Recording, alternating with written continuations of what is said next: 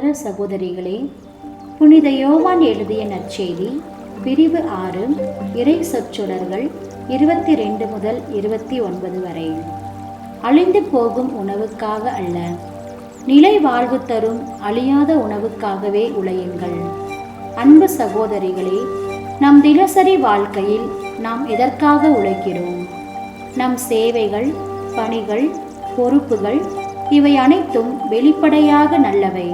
ஆனால் இயேசு இன்று நம்மை கேட்கிறார், நீ என்னை உண்மையாக தேடுகிறாயா? முதல் வாசகத்தில் ஸ்தேவான் அருளும் வல்லமையும் நிறைந்தவர். அவர் எதிர்ப்புகளை சந்தித்தார், பொய்யான குற்றச்சாட்டுக்களையும் அனுபவித்தார். இருந்தாலும் அவரது முகம் வானதூதரின் முகம் போல பிரகாசித்தது.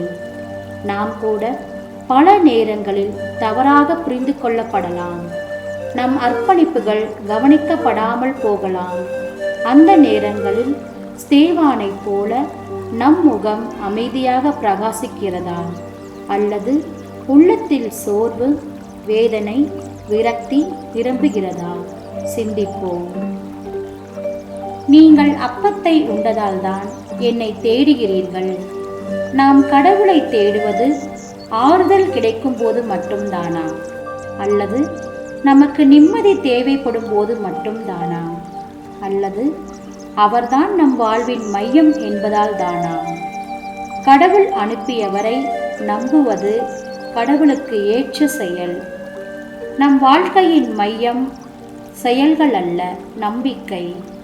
அர்ப்பணித்த நம் வாழ்க்கை ஒரு அழைப்பு. வெளிப்படையான செயல்களுக்கு மட்டுமல்ல, ஆழமான உள்ளார்ந்த இணைப்பிற்கும் இன்று இயேசு நம்மை அழைக்கிறார். நாம் தினமும் பல வேளைகளில் ஓடிக்கொண்டிருக்கும் போது சில நிமிடங்கள் நின்று இறைவனோடு இருப்பதற்கு நேரம் எடுத்துக்கொள்கிறோமா? இந்த நாளில் நாம் நம்மையே கேட்டுக்கொள்வோம்.